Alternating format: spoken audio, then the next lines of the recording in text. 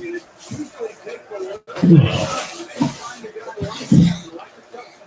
good afternoon, everybody. Welcome to Lions of the Desert podcast. I'm Shoeshine Mike. We are fixing to go on do our preview of the Detroit Lions and Dallas Cowboys game tomorrow night. Um, it's a must win. I don't even play that game. I don't even start to play that game. It's a must win. We have to have this. I at 7-5 to have lost to the Packers on Thanksgiving Day and it really put the bad spark into everybody's holiday weekend. Mine, absolutely mine. I look at that weekend. The Lions lost, the Wolverines lost, the Red Wings lost, and the Pistons lost. Their first loss for the Pistons in a long, long time. It 13, 14 games. So to have any chance at all of making the playoffs, we need this game. That's just the way it's got to be, And I've already texted David to know that we're going to be on there. We got some very, very good questions coming up, and I think it's going to be. I think we're going to take it. Everybody, we're favored by 3, and you and I both know that anytime we're favored by 3, if anything's going on, it comes down to the crazy. It just does, and they had the power rankings, and they couldn't stop talking about for once that the Lions weren't in there. Oh gosh. Let's see. Let me grab some. There we are.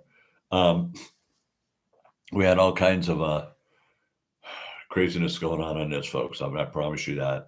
So let's take a look at this. We're going to set up some more games. What I'll do is I just like to talk about the other games that are coming on, and any kind of craziness that we could have, because it was it was a bummer. So we'll talk about some of the games coming up this weekend. I'll wait for Dave to give a call. Let's go right now and start with the Lions Cowboys. They're flavored by 3. Flavored? I like that. Okay, we'll go flavored with them. Favored by 3. It's going to be a heavy game. Amon St. Brown is out. Sam Laporta is out. People are hurt. Injuries are there. The cornerback situation is not bad. So one thing I do want to talk to David about, please, right now, Darius Slade just became a free agent. Pick him up no matter what. Have another body back there. Right? Yao Robertson. There's not that very many back there. Arnon Arnold. I don't even know if J.D. Reed's going to be able to play. The bad news that we got on Frank Ragnow really hangs on a lot of people's minds. And we don't see him as a savior, but we saw him as a good in-the-middle guy. Now's the time, I think, to make Ratliff the center. I'm just going to say make Ratliff the center and put somebody on right tackle, put together what we can do, what we can't do. Grab a defensive player, make him a damn lineman. I don't care. I think Lopez would fit in that beautifully. I think Roy Lopez would get in there and block, and block. I truly do. So we'll wait and see what David goes. I would love to see Darius Slay there. The Cowboys, their offense, you got Pickens, you got CeeDee Lamb, and you got Zach Prescott, but they don't have the most together quarterback situation at all, just like the Lions. They pulled it off somehow against Philly. Philly just fell apart as far as I'm concerned. So we're looking at the Detroit Lions. We'll have David calling, and he and I love to talk Lions football. The Titans at the Browns, I'll take the Browns. And just for the hell of it, I will take the Browns and give them a win. Seahawks, Falcons. Falcons can play good at home. They can. You got Robinson. You've got pretty much the pieces there if you need them. Good tight ends, everything. I'm going to take the upset with the Falcons. I don't know how much they're favored by. Seahawks are favored by, they are. Colts and Jaguars. And Jaguars at home, they're on a run. The Colts have just been slipping up there. I'll take the Jags on the way home. And then also the Commanders and the Vikings. If it could end in a tie, that would be good for both of them. The Bengals and the Bills. Bengals have been showing up a little bit lately. I don't think they'll take the Bills at home. The Bills are just once again falling apart like a lot of the other big teams are, like the Lions. You got the Saints and the Buccaneers, and I will definitely I'll take the Buccaneers on that one. It's in Tampa.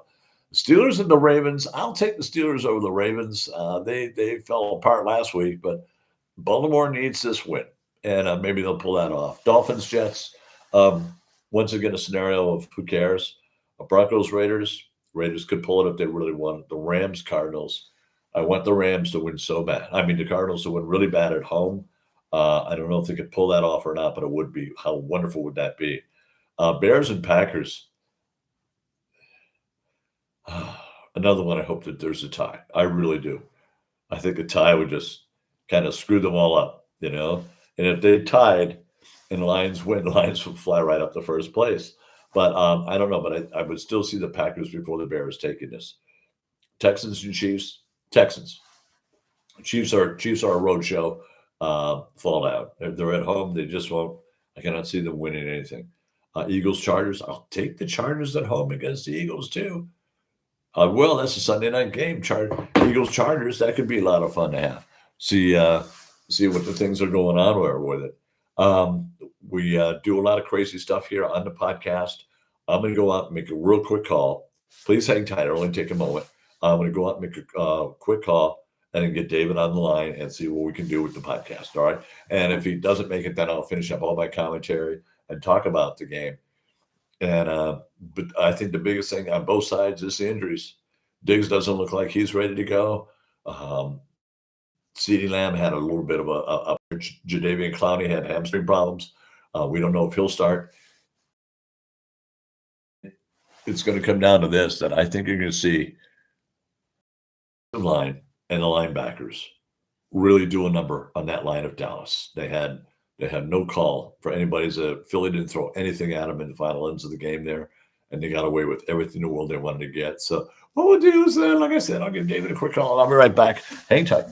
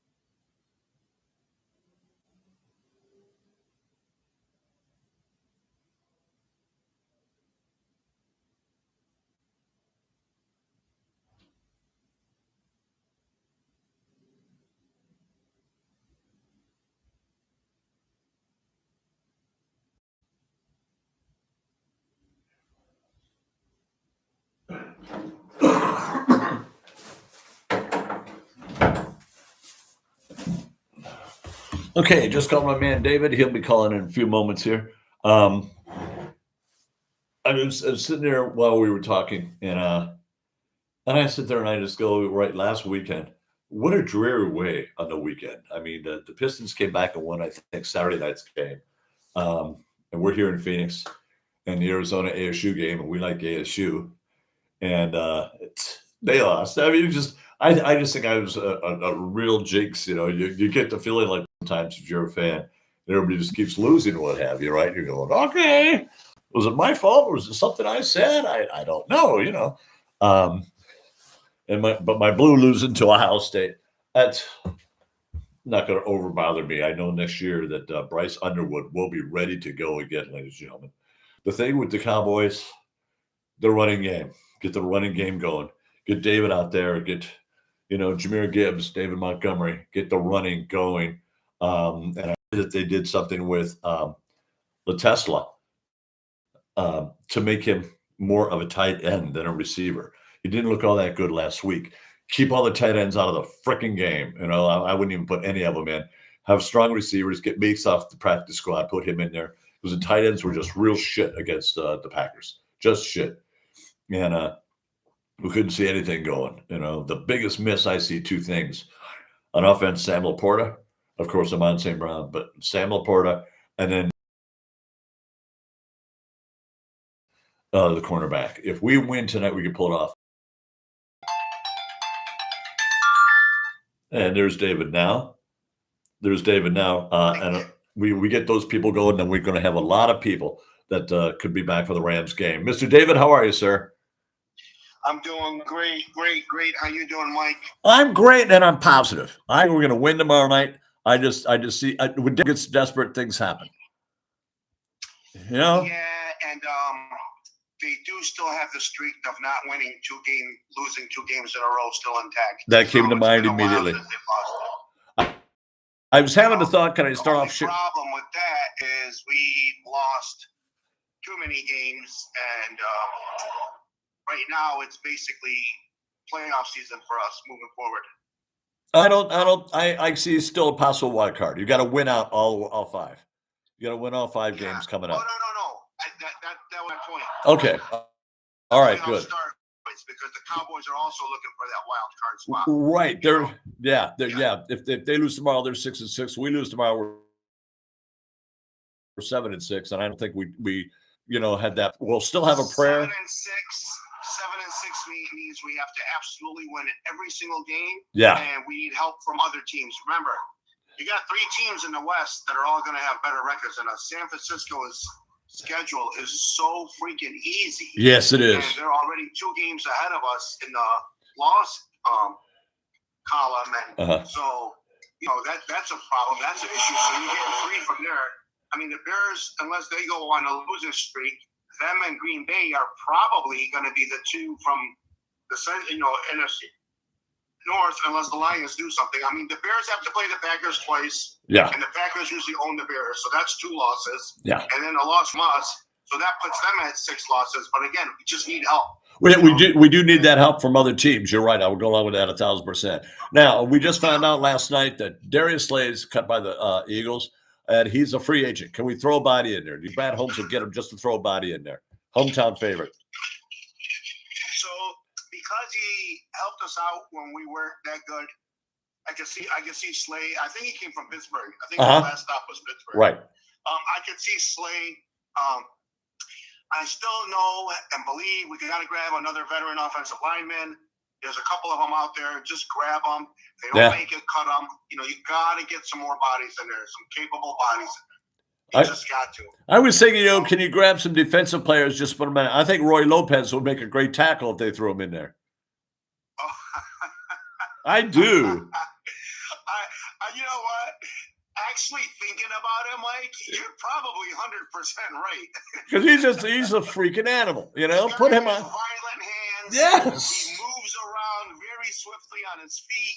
Yes, I can see that. I would love to see him instead of Ozaka. Ozaka still needs some more time to develop, but you take him. That's what he needs. Ozaka needs time. Yes, that's it. That's it. You put Ratliff right at center. You put Ratliff at center. You put Lopez over with Decker. Then you grab whoever's left with Penei Sewell. That's just the way I'm looking at it right now because it's just a mess in there. But I still think the defense is going to show up real well. That the frontline defense. I worry about the cornerbacks, but sometimes Yasin is some flashes of a real pro. Yasin has really done some good playing this year. And of course, you got Yes. Robinson. Yes. But it's dark and dank, back in the I cornerback want crowd. to ask you a question. Hit me. You're a Dearborn Divine Child guy. I'm going right to your school. And they won. What's going on with Hutch? Yep. What's going on with Hutch? What's going on with Hutch? Are they just blocking him illegally and he can't do anything about it? Well, I saw against the Packers, and everybody who watched that game saw at least 3 holds that weren't called. 3. And I mean holds. No. And they're double teaming him everywhere. Double and triple team. He'll still get some pressures. If you're the offensive line guy All right. on the opposing team, and Hutch is the only threat, what would you do? I would double team him. Actually, I would just one team the guy. I would just put one guy on him. No, you double team him, and it's working, and it's effective. And it's giving the opposing quarterbacks an extra full second. And that's where I'm feeling disappointed with Aline McNeil. I'm feeling disappointed with Davenport. All of them. All of them. Yeah, all of them. No, because the only one not making sacks besides Hutch was Jack Campbell. Yeah. Yes. And you're talking about and Derek Barnes. You're talking about linebackers coming in to make sacks. That don't make it in my book. You got to have your guys come. The other 2 guys on the team that have that motor are Campbell and Anzalone. I know none of them have played. I know none of them have ever played the edge or anything like that. But you give me a guy on the edge with a motor, I'll take that over a guy that's physically gifted. To be honest with you, I would put Anzalone. All right, I'd put Anzalone on right edge. Right edge. Have Hutch on the other one. Have Anzalone on the right. Yeah, and blitz him because you still got Barnes and Campbell coming through the middle. And those guys know what they're doing. And don't forget, Branch can come up and support the run. You just took it away from me. I was just going to yell Brian Branch, and he would be right there. And Harper, Thomas Harper's been playing some good ball. So, He is, and he's always even his first time he's played good ball with us. Yeah. Oh yeah. And I'm seeing that but the thing I worry about the most, and I think it's gonna be a high scoring game, you really got to cut Jamison and Williams loose. Dallas offense is very formidable. They got 2 superstar wide receivers. Yep. You got Pickens and CeeDee Lamb. Yeah. Yeah. No, they absolutely are a high-powered offense. I think one of the tops in the league. Our defense is what it is. We know what our defense is. We know what our defense is, son. Absolutely not. But it's a bend don't break kind of defense. When it counts the most, they know how to make plays. All right, now against Dallas, you think it's going to go man or zone? I think it's going to be a combination. I don't think you can go zone against Prescott and those receivers. See, I was just thinking that myself. It's got to be man. You got to have Robinson right on CeeDee Lamb, not even blinking an eye, and Harper on top of on Pickens. Harper's good on Pickens. I can see that. Yeah. And they're going to cut Jamison Williams loose. You got Gibbs and Montgomery. You got to get that run game going. Okay, you ready for this? Hit me. How to get that game going? I had a guy text me after I said something. All right. I don't remember who it was. Possibly could have even been you. All right. They asked me what's going on with the Lions in the Giants game. And I said, what I would do is I would line up Montgomery in the backfield, and I would put Gibbs out on a slot, and I'd get another guy out of the box. I said, because when they knew Amon-Ra St. Brown was hurt, they did not respect the passing game whatsoever. None whatsoever. Box. No. Now, Jahmyr Gibbs still did what he did because he's just that guy. But Jesus. You want to play the numbers game, you get another guy out of the box, you take Jahmyr Gibbs out, and Jahmyr Gibbs is a phenomenal pass catching running back. Phenomenal is nowhere near. No, he's phenomenal. Yeah. There's no two ways about that. Yeah. He'll get the ball. Jahmyr Gibbs in space is the best. Hard to tackle as Barry Sanders was. Thank you. He is. Just be perfectly honest. Yeah. Let's give him his credit. He's not Barry, but tackling Jahmyr Gibbs in space is as hard as tackling Barry Sanders. And we've seen that time and time again. Those long runs, you can't get them. You just can't get them. And if he's got one step on you, he's gone. He's gone. That's just the way it is. What I'm talking about in space, yeah. They're not going to have a linebacker pressed up against him because he'll blow right past them. Exactly. The linebacker's going to give him 6 or 7 yards. Well, I've seen the safety. You give a quick bubble, Jamison Williams is a very underrated blocker. He's got to be good. A great blocker. Jeez. You know?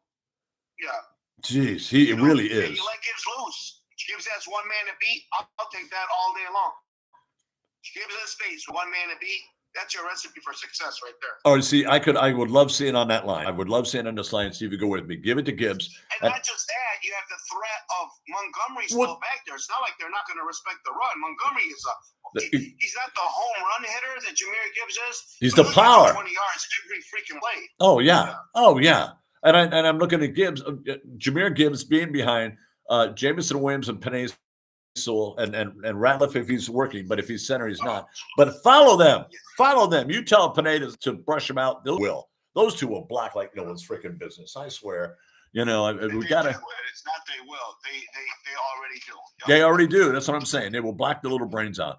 And you know what? Take those tight ends that we played on Thursday and don't let them in there. They can't block. They can't run. The two new ones that they had in there. The tight ends disappointed me. Yeah, they really did. I was watching as where my tight ends blocking, and I'm looking for Laporta and right, and they're not there. You know, those two alone on the right side can block a path. You don't even need the front offensive line. Follow those two tight ends, and I think I'm just really nervous about it because this is a must-win. You know, this is a must-win game. No question about it. This is the very first must-win scenario that we have. This is absolutely a must-win. This is absolutely a must-win. People say we need this for the record or something like that. But to stay alive, this is a huge, huge game for us. And I think this is one of the first ones I've seen that the Lions really had to win. You know, you can have playoff games, say that all you want. Here's another thing about this must-win compared to different must-wins. Okay. You win this, and you knock Dallas out of that wild card. Exactly right. If you lose it, you're competing with Dallas in the wild card. So that's why this one is a must-win. I like that a lot. It's great. That's a great thought. No, we do this. We knock them out of the wild card. The rest of our schedule, we got them. Then we go to the Rams. But a lot of healing will take place. Apparently, Kirby Joseph will be ready. Amon St. Brown will be ready. But this is why this is so important. This is so important, this Dallas game, so we can get ready for that LA Rams game. Yeah. You know? I didn't think we played bad against Green Bay, but I did feel we did not do enough to win. We did not do enough to win. And there are a few shaky calls. Okay, screw that. But we did not do enough to win. And I didn't see some heart at the beginning of the game. I didn't see any heart. And that's where you miss people that are injured right now, because they're the ones that scream the heart out, right? Laporta screams the heart out, all of them do, you know. And but I think another thing that hit him too is Ragnall's not coming, and I think that's got a lot of people's head. They depend a lot on him.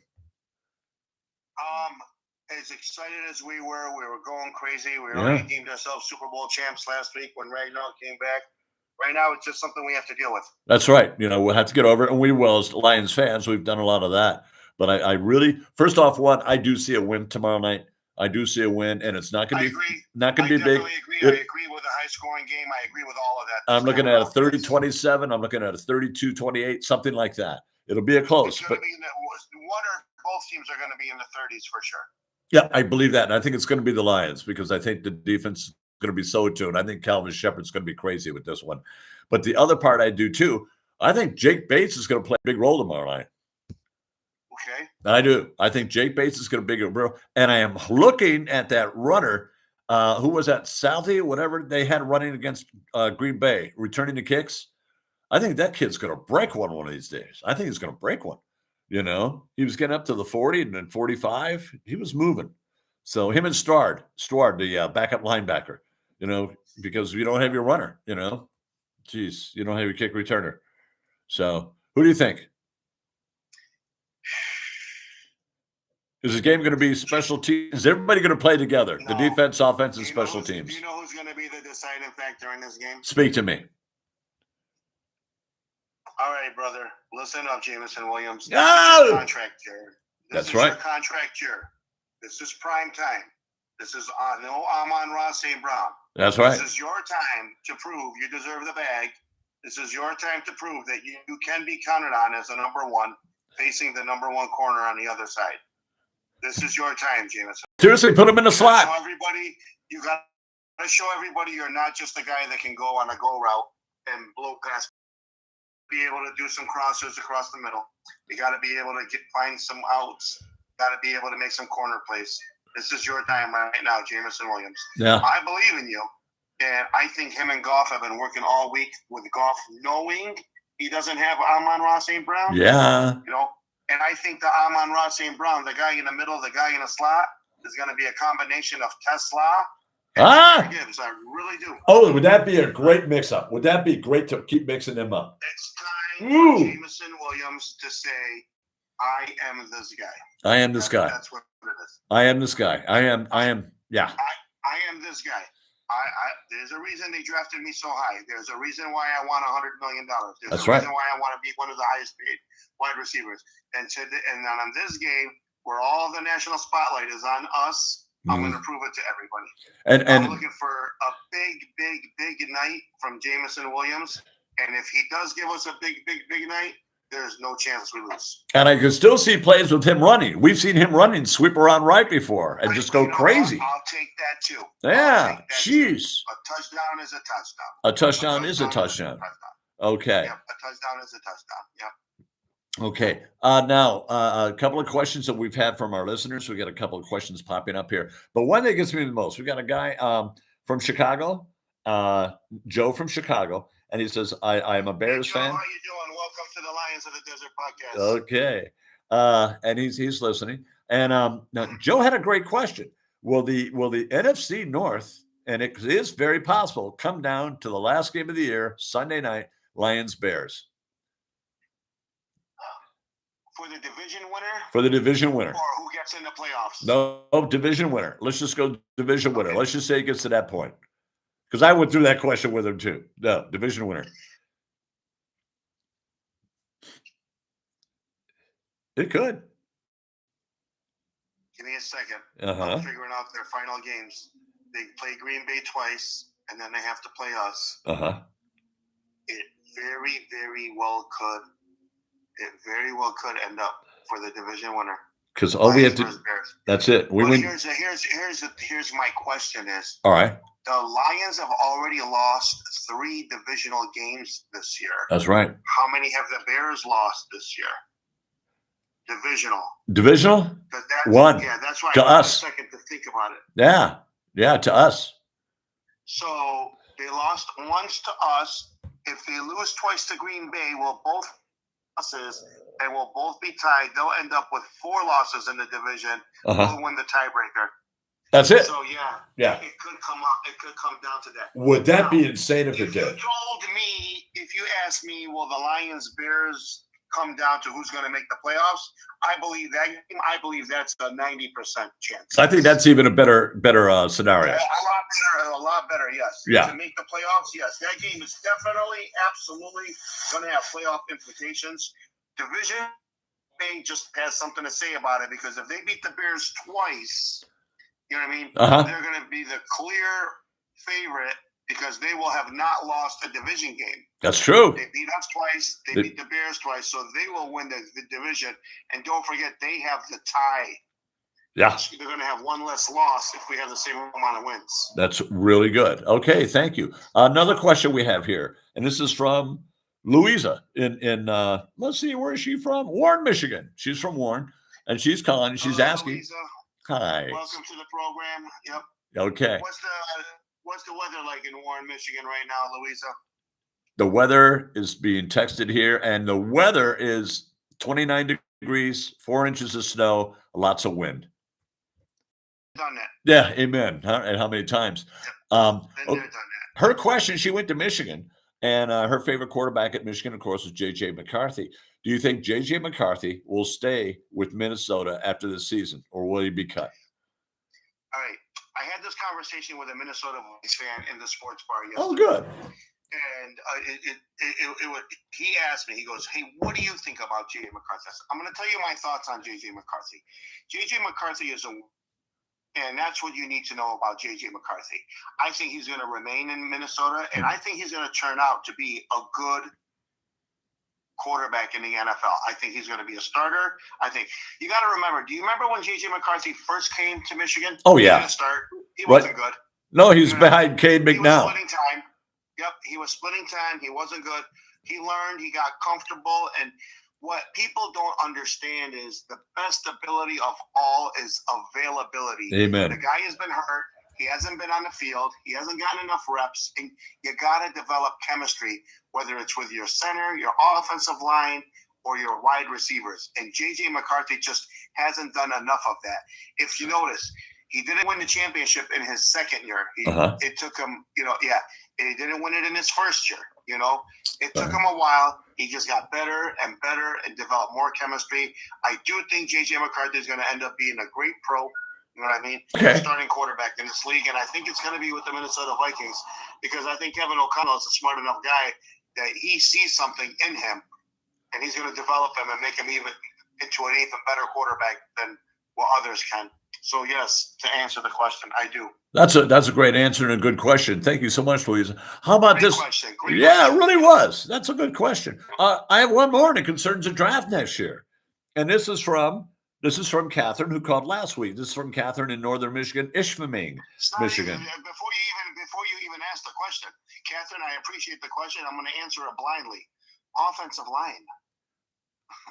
Very good. Okay. And the question line. is,